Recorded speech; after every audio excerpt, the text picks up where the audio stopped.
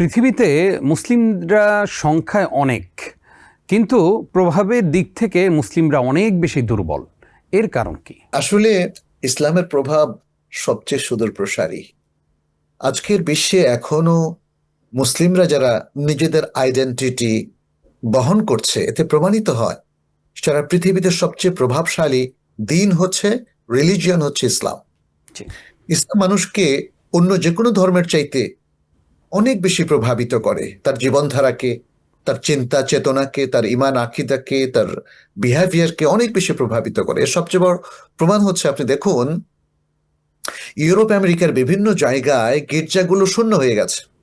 জি, পৃথিবীর বহু মন্দিরে অল্প কিছু লোক আসে, সবাই আসে না। আধুনিক শিক্ষিত মানুষ অনেক সময় মনে করে যে উপাসনালয়গুলো আমাদের কোনো প্রয়োজন নাই, ফলে অনেকে উপাসনালয় বিক্রি করে দেয়। আপনি ইউরোপ আমেরিকার অনেক ঘটনা জানেন। বাট মুসলিমরা কোনোদিন মসজিদ বিক্রির কথা কি শুনেছেন? জি না। মুসলিমরা কোনোদিন তাদের মসজিদও বিক্রি করে না, তাদের মাদ্রাসাও বিক্রি করে না।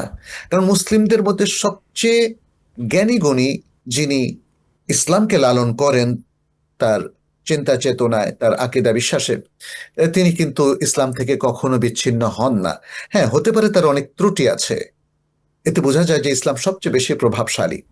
হ্যাঁ, মুসলিম নামধারী এক শ্রেণীর মানুষ আছে যারা মূলত নাস্তিক, যারা মূলত ইসলামকে বিশ্বাস করেন না। তাহলে তো তাদের কথা একদম আলাদা। তিনি তো ইসলামকে লালনই করেন না, তাই না? অতএব তিনি উম্মার কিন্তু পার্ট নয়, তিনি উম্মার অংশ নন, উম্মার অংশীদারও নন। উম্মার অংশীদার হচ্ছে এই 200 কোটি মানুষের সেসব লোকগুলো যারা ইসলামকে বিশ্বাস করে, আল্লাহতে বিশ্বাস করে, আল্লাহকে রব হিসাবে মানে, আল্লাহকে ইলাহ হিসাবে মানে, আল্লাহর আসমা ও সিফাতকে তারা বিশ্বাস করে, এবং কোরআনকে তারা কমপ্লিট কোড অফ লাইফ বা complete code of complete life যেভাবে আমরা বলি না কেন, সেভাবে তারা গ্রহণ করে।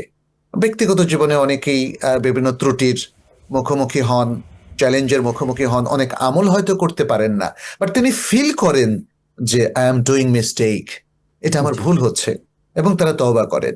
তাহলে এই মুসলিমদেরকে আমরা বলবো তারা ইসলাম দ্বারা প্রভাবিত, যেটা অন্য ধর্মগুলোতে আপনি দেখবেন না, খুবই কম। ফলে প্রভাবের দিক থেকে আমরা বলবো যে ইসলাম সবচেয়ে প্রভাবশালী। তবে আপনি যেটা দুর্বলতার কথা বলেছেন, জি, আমি সেই দুর্বলতাকে স্বীকার করছি যে আজকে মুসলিমদের কমিটমেন্টের অভাব, মুসলিমদের মধ্যে সিরিয়াসনেসের অভাব, যে না আমি সিরিয়াস মুসলিম হব, আমি প্র্যাকটিসিং মুসলিম হব।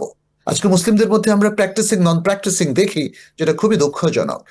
ফলে মুসলিমদের মধ্যে এই বিভেদ, এই ত্রুটি এবং কোরআন সুন্নাহ থেকে এই ডিটাচমেন্টের কারণে একটা দুর্বলতা তৈরি হয়ে গেছে, যেটি আল্লাহ সুবহানাহু ওয়া তাআলা বলেন ওয়ালা তানাজাউ ফাতাফশালু ওয়া তাযহাবা রিহুকুম।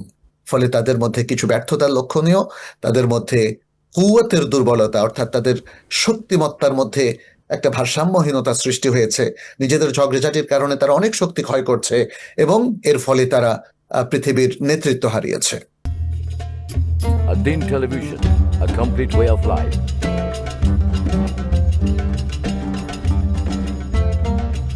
প্রিয় দর্শক, ধন্যবাদ ad-Din-এর সাথে থাকার জন্য। এমন আরো সুন্দর সুন্দর ইসলামিক কন্টেন্ট ও সবশেষ আপডেট পেতে সাবস্ক্রাইব করুন আমাদের ইউটিউব চ্যানেল ad-Din এবং পাশের বেল আইকনটি চাপুন। পরবর্তী সকল ভিডিও নোটিফিকেশন পেতে যুক্ত থাকুন আমাদের সোশ্যাল মিডিয়ায়।